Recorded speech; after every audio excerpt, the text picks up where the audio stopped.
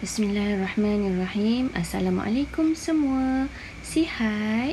Hari ini kita akan sambung tajuk berkenaan surah Al-Fatihah dan memahami intipati daripada surah Al-Fatihah.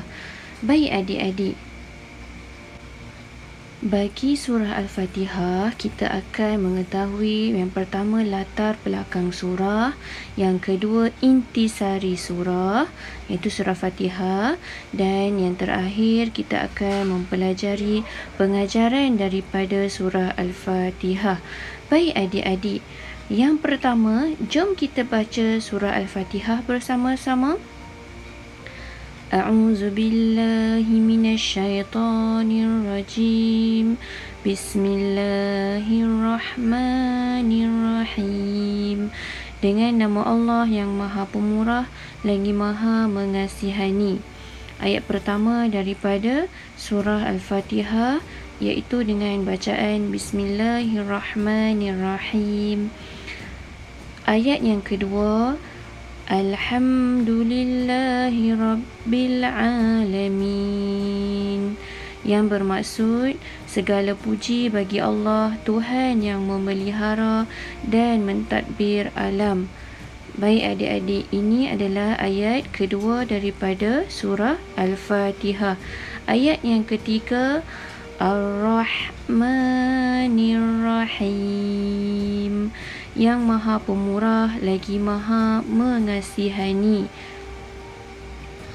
Baik, ayat yang seterusnya, Maliki Yaumiddin, yang bermaksud yang menguasai hari pembalasan. Hari pembalasan ni maksudnya hari akhirat lah. Hari selepas kiamat, kita akan melalui hari pembalasan di akhirat kelak untuk dosa dan pahala kita. Iyyaka na'budu wa iyyaka nasta'in. Engkau sahajalah ya Allah yang kami sembah, dan kepada Engkau sahaja kami memohon pertolongan. Ini adalah maksud untuk ayat yang seterusnya, yang mana kepada Allah lah kita memohon pertolongan dan hanya kepada Allah lah semata-mata kita menyembah.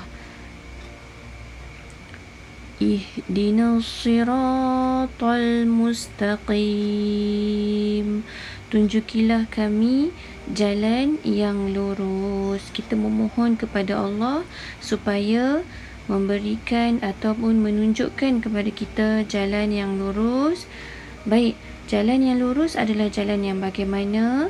Kita sambung, Siratal ladzina an'amta alaihim ghairil maghdubi alaihim waladdallin, iaitu jalan orang-orang yang telah Engkau kurniakan nikmat kepada mereka, dan bukan jalan orang-orang yang Engkau telah murkai, dan bukan pula jalan orang-orang yang sesat. Kita mohon Allah tunjukkan jalan yang lurus. Baik, jom kita tengok latar belakang surah. Surah ini diturunkan di Mekah dan dikategorikan sebagai surah Makiyah. Yang kedua, surah Al-Fatihah adalah surah pertama yang diturunkan secara lengkap dalam satu surah. Nama lain bagi surah Al-Fatihah ialah Ummul Quran dan Sab'ul Masani. Baik, ini adalah latar belakang surah Al-Fatihah yang perlu kita ketahui. Adik-adik, apakah intisari surah Al-Fatihah ini? Yang pertama, keimanan kepada Allah yang Esa. Kita memohon pertolongan hanya kepada Allah semata-mata. Yang kedua, kisah para nabi serta orang terdahulu yang menentang Allah. Dalam surah ini juga mengisahkan tentang kisah para nabi serta orang-orang sebelum ini yang telah menentang Allah dan agama Islam. Pengajaran daripada surah ini, adik-adik, yang pertama, sentiasalah kita memulakan setiap pekerjaan dengan membaca Bismillahirrahmanirrahim.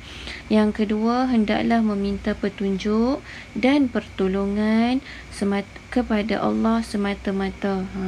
Daripada surah Al-Fatihah ini kita belajar kepada Allah lah kita memohon pertolongan. Baik adik-adik, itu sahaja. Assalamualaikum.